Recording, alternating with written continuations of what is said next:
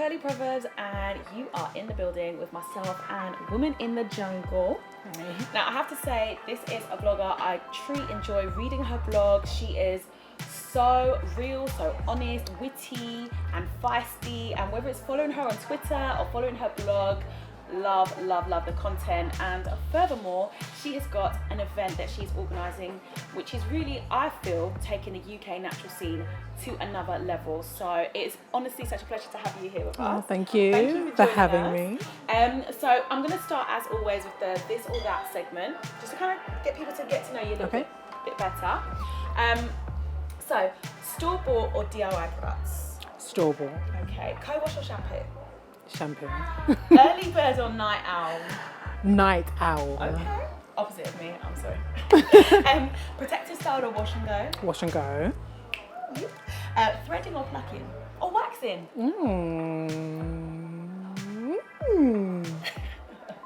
Plucking. Summer or fall fashion? Summer. Skirt or trousers?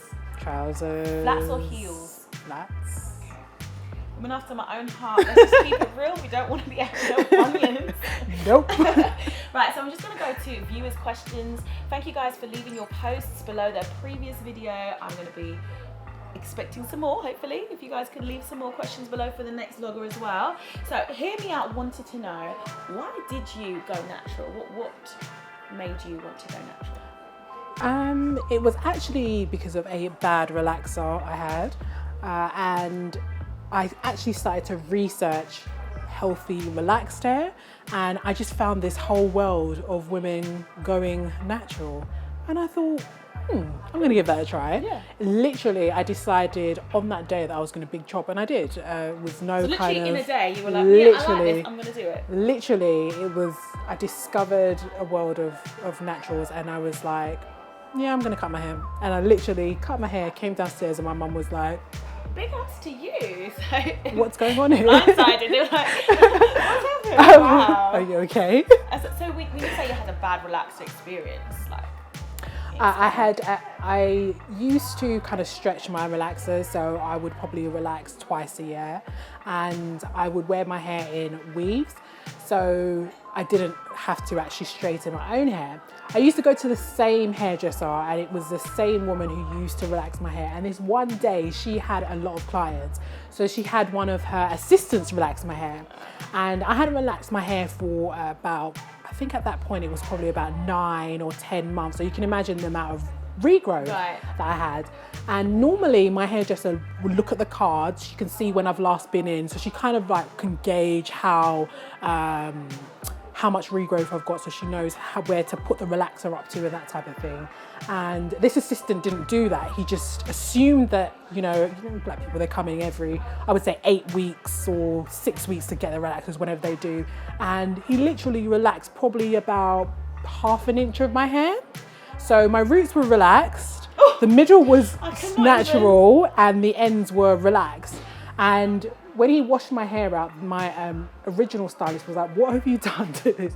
What have you done? And I literally looked in the mirror and I burst out crying because my hair was straight at the roots, puffy in the middle, and like straight on the ends. And that was, I didn't go back there ever again. And I haven't actually been to a hairdresser ever again since then. Yeah, ever since then. And when you have a stylist asking, what did you do in front of the client, that's when you know things are serious. So true. Well, I think I couldn't think of a better reason to want to go natural. Jax and Davina Purple wanted to know, what would be your 3 staple products? 3 staple products? I would say the Curls cream cleanser. I'm really loving that cream cleanser at the moment. Eco Styler gel. I love that gel so much. Even though I haven't used it in such a long time, I feel like I would be so lost if I didn't have that in my house. In your arsenal, right? Exactly. And castor oil. I absolutely love castor oil. It's one of those oils that for some reason it doesn't leave my hair greasy and it absorbs into the strand because it's a humectant. So you've got all of those things there. It seals. It's a humectant. It's just a great oil. I mean, for me, castor oil, when I started on my hair journey, was actually, I would say, I would credit it with helping me to make the decision to actually go natural, because I could not manage my new growth and my Texlax hair. Yeah. And with that castor oil, it just made my waves of my hair that's coming through just so defined and so manageable. I was like, I could actually do this. So actually, yeah, I love me some castor oil too. Tizia wanted to know, what would be your top tip for avoiding or getting rid of single strand knots? In my experience, I can say that if you have very kinky hair, wearing your hair in an afro state where you've completely combed out of your hair, you're asking for single strand knots. I find that when my hair is very moisturized and curls are very defined and the ends are sealed with a product, even if you're doing a twist out, the ends are sealed, then I find that I actually don't get any single strand knots. But when I go days without styling my hair and my wash and goes maybe get really frizzy and the ends start to kind of take on a life of their own, that is when I do notice that I do start to feel the knots on the end of my hair. But if I'm really up to date with it, like on top of it, I actually don't get them. I actually needed that tip because I'm starting to really get issues with them, and I didn't know quite what the reason was, but I'm going to try that, keeping it organised. Yeah, keeping it organised, yeah. So, are there any products that you would recommend? So I've got a question there as far as what vitamins you would recommend for optimising your hair growth. I think it would be wrong for me to say that a vitamin would help your hair grow. I think that what vitamins do, it gets your body to its optimum level, which in turn helps your hair grow. I would say that for me, Perfectil is a really great women's vitamin. And I find with that vitamin, I do notice a difference in my hair, skin, and nails. And that's just simply because the mix in that product is what my body needs. I think that you probably need to go out and experiment with different, I would say multivitamins are the best because you're getting an all-round then, yeah. And if you can find multivitamins that are specifically for women, I feel like you're going to get the best results with that. Yeah, I think with the hair vitamins, I don't really buy into that, really.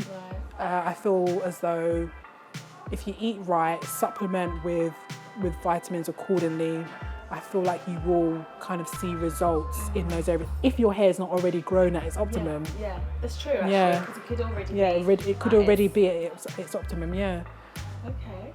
It's very true. It's very true actually. It is about nutrition on the whole, and then it's true. Okay, so have you any interesting stories as far as people's reactions to you either going natural or just have you got any interesting stories as far as that? Not really, but I would say that I feel as though my interactions with people changed when I went natural. Oh, okay. Why did you say that? I just feel like the way that people spoke to me and approached me was slightly different. I feel like also the type of people that approached me was slightly different. Okay. Yeah. You say with the way people interacted with you. I feel as though people think because you've gone natural that are you finding yourself kind of thing, like, you know, you finding yourself, you know, Mother Earth. So I do feel as though I do get what I did, and not so much now, but I did used to get those reactions more. My sister, whereas I never got that when you were. That's interesting. Well, you know what, the other day at work, because like at the moment I'm so spent for time, my hair is constantly in a bun at work. Yeah. Since I've been back off being from maternity leave, so that's a full year, and then since I've been back for the weeks that I've been there, I've just literally had my hair in a bun. And I had a student come to the door of my classroom. He didn't know I could hear him, right? And he was like, what the happened to her hair? And I was like, and I could fully hear him going on, and I was just like, but do I not have the right to wear my hair in a bun? Like, it's not in a bun today, like, get over it. So, okay. Martha Langford of Chameleon Curls wanted to know, how do you feel that the UK natural scene compares with the US natural scene? Do you think that they're both growing at the same rate, or? I feel as though the UK definitely has a lot to catch up to. I feel that we're just starting now to get there. There's more UK bloggers coming out in terms of natural hair and starting to actually make an impact and being noticed and being spoken about by US people, which is a great. I wouldn't say accolade, but it's nice to have the acknowledgement. So I would say that we are behind. We're getting there. Yeah, it's nice to see. Yeah. I would say there's definitely been a lot of growth in the last 2 years or so, hasn't there? Yeah. But you're right, there is definitely some room for a bit more growth. So tell me about like your natural hair events. You have this Woman in the Jungle event that you put on. Is it coming every year now? Or? It is going to be every year now, yeah. So our next one in London is on June the 13th. Okay. And then we have one in Birmingham as well, which is on June the 6th. Okay. And that's actually going to be our first time in Birmingham, but the one in London is going to be our third time actually doing the event, yes. Wow. Awesome.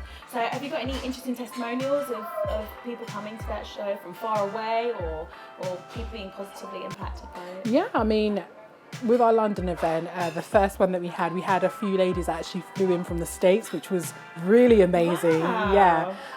And we do regularly have people coming from Paris and Spain. We had a lady that came from Spain. Wow. So people do seem to be really inspired by the women that are there, by the information that we deliver on the day. And also as well, we had a lady who actually big chopped last year on stage. Wow. Yeah, so that was really... Did she cry? No, she didn't. She didn't cry. She looked absolutely beautiful after. But that was really great because everybody shared in her big chop and cheered her on, and she just looked gorgeous after. So, and she, you know, we do communicate now. I email her asking her how she's getting on and that type of thing. So I feel like people are really inspired by so many people on the same paths as them. So I was actually really curious because obviously, like I said earlier, you know, Women in the Jungle to me is such a game changer, such a, you know, a different thing. I mean, we talked about a previous event that we had going, I know that we went to as children, both of us. Yeah. And to me, it is a game changer. And obviously, you know, whenever you're doing something big, it requires a lot of sacrifice and that sort of thing. I mean, what made you decide to take that plunge and say, do you know what? Actually, I'm going to put on an event of my own? It was just because I felt like there was a need, really. I felt going to a lot of events in the UK that did cater to natural hair, but didn't really represent me as a natural. I felt that there was room and the opportunity for somebody to come in with an event that gave a different viewpoint. My event is all about representing the modern day woman of colour. It's open to all, natural, relaxed. If you're relaxing on a journey, we have relaxed ladies that come to the event, but it is truly about the modern day woman of colour. It's about me. It's organised by women of colour by women of colour, today's women of colour. Yeah. So that is what the event about. It's kind of like moving away from the stereotypes of this, you know, you burn incense and wear dashikis because you're natural. So I just felt as though if nobody else is doing it, so the opportunity is there for me. It's not peg-holing, isn't it? Okay, right, so if you have gone natural, you are this category of woman. Yeah, exactly, yeah. So yeah, the opportunity was there, and you know, I don't really have very much responsibilities in terms of I don't have children, I don't have a mortgage. So for me, I could take that financial risk to say I'm gonna organise this event and just kind of see how it goes and where it takes me. Like, I truly do rate you for, you know, pushing the boat out there. Thank you. Well done, salute, big ups to you. So guys, if you are interested in attending her show, I'm going to be putting a link below so you can go directly to purchasing your ticket and supporting a sister, because I think honestly she's doing a great job, so make sure you do that. And also guys, I'm always looking for new this or that things to put into my this or that segment because I'm running out of ideas fast, and also questions for our next UK naturals that we're going to have on the show as well. Make sure you leave them down below. I do value your input. So Wumni, is there anything that you wanted to leave our viewers with as a parting note?